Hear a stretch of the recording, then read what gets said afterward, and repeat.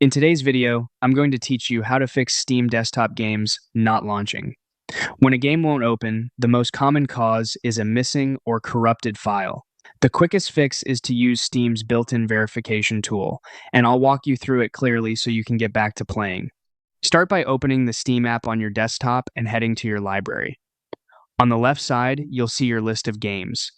Click the title that's giving you trouble so it's selected. Now right-click that game to open the context menu. This opens up a set of options specific to the game you chose. From the menu, click Properties. A new window will appear with several sections designed to help you manage the game. Next, go to the Installed Files section. This is where Steam keeps tools for managing your local game data, and it's exactly where we need to be for repairs.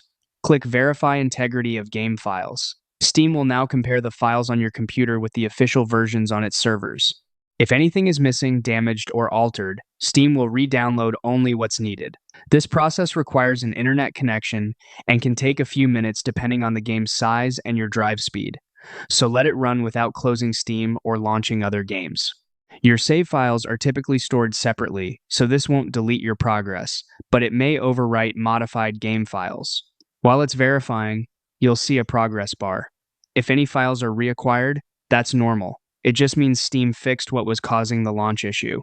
Once it finishes, close the Properties window and start the game from your library to test it. If the game launches, you're all set. Quick recap before we end.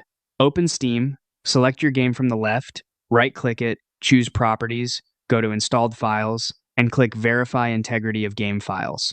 This simple check usually resolves stubborn launch problems without a full reinstall.